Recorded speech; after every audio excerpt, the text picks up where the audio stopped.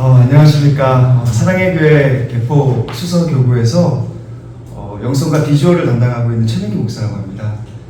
죄송합니다. 오늘 여러분들 만나게 뵙게 돼서 너무 감사하고요. 반갑습니다. 저도 이 병원에 처음 오게 되었는데요. 은혜가 있네요. 제 마음속에 아주 이게 와닿는 은혜가 있어서 이 병원을 위해서 저도 마음을 다해서 함께 기도하도록 하겠습니다. 여러분들은 정답이 좋으십니까? 노답이 좋으십니까? 정답이 좋죠. 정답 싫어하는 사람 없을 거예요. 그러면 다시 질문을 좀 드리겠습니다. 여러분들의 삶은 정답이십니까? 노답이십니까? 삶은 아마 정답이라고 이야기할 수 있는 분들이 없을 거예요. 우리는 정답 같은 삶을 살고 싶은데 우리의 삶을 막상 살아가다 보면 노답과 같은 상황들이 많이 있는 것 같아요. 우리는 어찌 보면 정답과 같은 노답, 노답과 같은 정답을 살고 있는 것 같습니다. 신앙이라는 정답이 있지만 그 신앙을 살아내는 것 자체가 너무 힘든 것이죠. 잠언 말씀에 이런 말씀이 있습니다. 사람이 마음으로 자기 길을 계획할지라도 그 걸음을 인도하시는 이는 여호와 신이라. 우리의 걸음을 인도하시는 분은 하나님이시고 여호와신데 막상 두 걸음으로 이 땅을 살아갈 때 노답과 같은 인생을 살게 되면은 이 말씀에 대해서 많은 의심을 품고 살아갈 수밖에 없다라고 하는 것이죠. 정답과 이 노답 사이에서 우리는 무엇을 할 수 있을까요? 다시 한번 말씀드리면 정답과 같은 노답, 노답과 같은 정답, 그 사이에서 우리는 하루하루 어떠한 삶을 살아갈 수 있을까요? 오늘 성경 말씀이 너희는 이러한 삶 가운데 좀 이렇게 살아갔으면 좋겠어 라는 두 가지 신앙의 모습을 이야기해 주고 있습니다. 오늘 말씀을 통하여 정답과 노답 사이에서 어떤 것을 선택해야 되는지 결심하며 결단하는 우리 모두의 삶이 되시기를 주님의 이름으로 간절히 소망합니다. 오늘 성경 본문 말씀은 제 3차 선교 여행 가운데 이루어진 일입니다. 잘 생각해 보세요. 선교 여행이라는 정답이 있어요. 하나님의 동행하심이라는 정답이 있죠. 성령의 역사함이라는 정답이 있어요. 바울과 실라도 마찬가지로 그 정답을 가지고 힘차게 사역을 했습니다. 하지만 바울과 신라를 기다렸던 것은 노답과 같은 삶입니다. 예수의 영이 막아 빌립보 성으로 가게 되고 그곳에 처음으로 자색 옥간 장수 루디아를 만나게 됩니다. 복음을 전하죠. 그 가족이 온전히 예수 그리스도를 영접하는 유럽의 첫 열매가 등장하게 됩니다. 그리고 나서 바울과 신라는 전보는 여종을 쫓아줍니다. 그런데 이 전보는 주인들, 그 주인들이 바울과 신라를 고발했던 거예요. 로마 행정관에게 19절 말씀에 자신의 수익의 소망이 끊어진 것을 보고 바울과 신라를 고발합니다. 그 상황을 다음과 같이 이야기하는데 그 상황이 노답이라는 거예요. 22절 23절 말씀에 많이 친 후에 옥에 가두고 간수에게 명하여 든든히 지키라 하니 그가 이러한 명령을 받아 그들을 깊은 옥에 가두고 그 발을 착고에 채웠더니 많이 친 후에 옥에 가두고 든든히 지키라고 하고 깊은 옥에 가두고 그 발을 착고에 채웠다. 그 당시 착고는 요게 아닙니다. 다리를 180도 찢는 착고예요. 유연했던 것 같아요. 찢고 앞으로 세우고 피가 흘리고 아무것도 보이지 않는 칠흑과 같은 감옥에 바울과 신라가 갇히게 된 것이죠. 노답이에요. 하나님께서 정답을 약속해 주셨지만 막상 이 삶을 살아가 보니까 정말 노답 같은 삶을 바울과 신라에게 하나님께서 맡겨주신 것이죠. 그때 어떻게 해야 되냐? 첫 번째, 신앙의 전공법으로 나가야 됩니다. 신앙의 전공법은 말씀과 기도와 찬양이에요.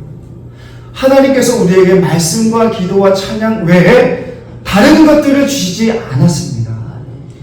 25절 말씀에 한밤중에 바울과 신라가 기도하고 하나님을 찬송하며 죄수들이 듣더라. 인생의 노닥과 같은 한밤중에 바울과 실라가 기도하고 하나님을 찬송함에 죄수들이 듣더라. 기도와 말씀과 찬양, 신앙의 전공법 외에는 우리 삶 가운데 하나님께서 주신 것이 없다라는 것입니다. 저희 아버지께서는 사업을 말아 드시는 은사가 있으셨습니다.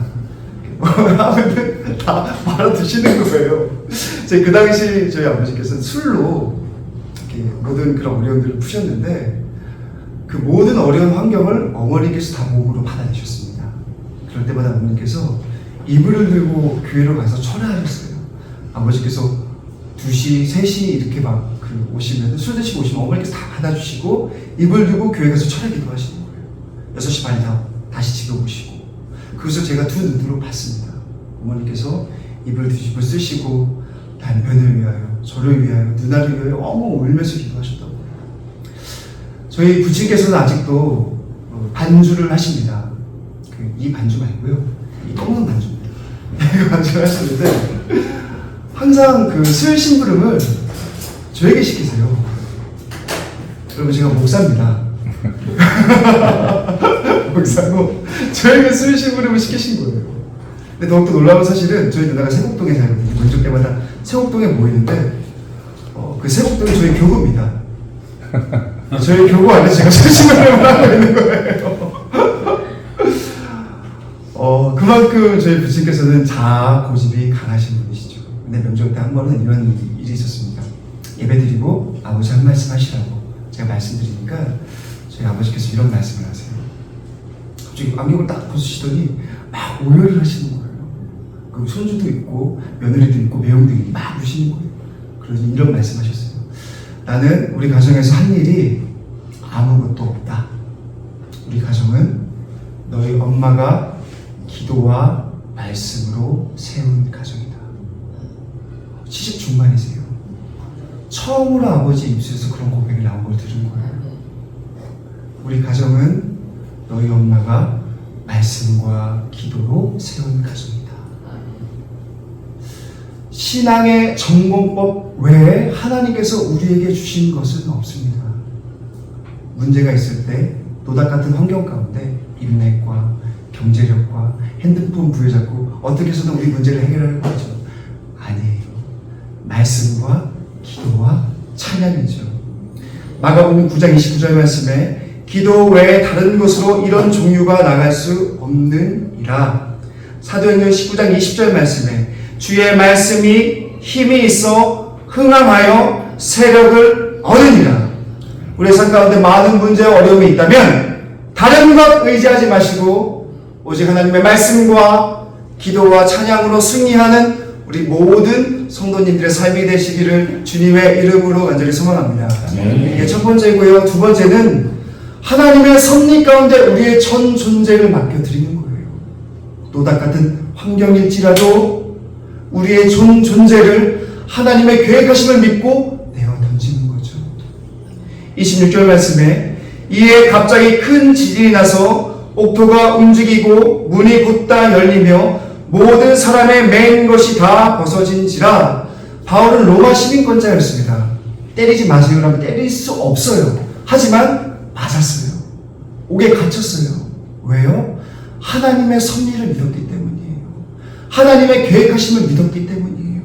그랬더니 지진을 동원하셔서 옥토를 움직이셔서 문을 열어주심으로 모든 사람의 맨 것이 다 벗어졌다라고 하는 것이죠. 하나님의 섭리를 믿으십시오. 하나님의 섭리란 하나님이 만든 모든 피조물을 유지하시고 세계에서 일어나는 모든 일에 참여하시며 만물을 그들의 지정된 목적으로 인도하시는 신적 에너지의 지속적인 실행이다. 칼빈은 하나님의 돌봄이라고 이야기했습니다. 하나님의 끌어당기는 힘이 바로 섭리라는 거예요.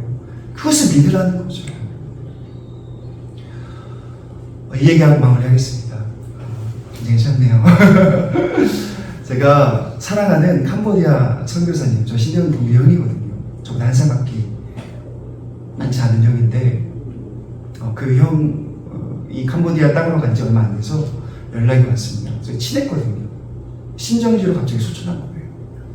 캄보디아로 처음 설교한 그날 저녁에 침대에 누웠는데 신정지가 온 거예요.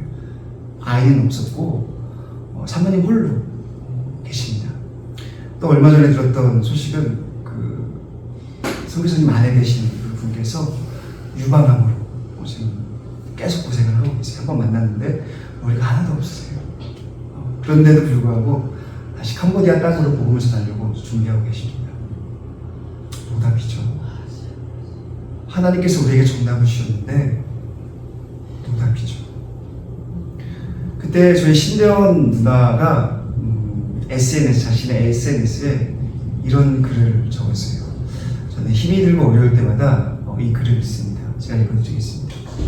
하나님께서는 하나님 당신이 원하시는 방법으로 우리를 사랑하실 수 있다. 네, 하나님 저 요것만 사랑해주세요. 그게 아니고요. 하나님께서 사랑하시는 방법으로 우리를 사랑하신다는 거예요. 아멘. 우리의 개인적인 기대가 하나님의 방법과 다를 때 우리는 그것을 고난이라고 부른다.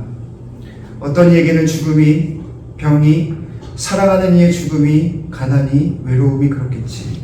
그러나 우리 그리스도인으로서의 여정은 그것을 고난으로 부르는 대신 아멘으로 부르기를 선택하는 여정이다. 아멘. 아멘. 아멘으로 나아가는 거죠. 그렇게 하나님을 더 알아가고 우리 또한 하나님의 사랑하는 법을 원하시는 법을 배워가고 그 간극을 좁혀 나간다. 이해할 수 없는 죽음 앞에 그들을 더 많이 사랑하는 사람들 앞에서는 할 수는 없지만 하나님의 기쁘신 사랑의 뜻 앞에 아멘의 작은 읊조림을 해본다. 아멘. 나아가는 것이죠. 사랑하는 성도님들, 인생의 노답 가운데 계십니까? 첫 번째로 하나님의 말씀과 기도와 찬양으로 승리하시기 바랍니다. 두 번째로는 하나님의 섭리를 믿고 우리의 전 존재를 하나님 앞에 내어드리시기 바랍니다. 아멘으로 순종하는 것이죠. 이런 믿음으로 오늘 하루도 힘을 내서 승리하는 우리 모두의 삶이 되시기를 주님의 이름으로 간절히 소망합니다. 기도하시겠습니다. 사랑의 하나님, 주님의 사랑과 은혜를 감사합니다. 하나님, 우리의 인생이 노답 같을지라도 우리를 선하게 이끄시는 하나님의 섭리가 있음을 믿고 의지하며 나아갈 수 있는 우리 모두가 될 수 있도록 성령 하나님 붙잡아 주시옵소서. 사랑 플러스 병원이 사랑으로 감동을 주는 병원이 되기 원합니다. 끊임없이 연구하여 혁신으로 앞서가는 병원이 되기 원합니다. 그리하여 세계 속으로 뻗어가며 축복의 진원지가 되기 원합니다. 앞장서 이끄시는 국희균 지사님, 의료진들을 붙잡아 주시고 여기간의 강건함을 허락하여 주시옵소서. 또한 이곳에 오는 모든 환자들에게 참된 안식과 치유의 은혜를 베풀어 주시옵소서. 모든 것을 감사드리며 사랑이 많으신 우리 주 예수님 이름으로 기도드립니다. 아멘. 이제는 우리 구주 예수 그리스도의 은혜와 하나님 아버지의 말로 다함없는 극진하신 사랑과 성령님의 감화 감동 교통하시니 하나님의 손과 발이 되어 이 세상의 빛과 소금의 역할을 감당하기 원하는 고개 숙인 주의 백성들 머리머리 위에 영원히 함께 하시기를 간절히 축원하옵나이다. 아멘.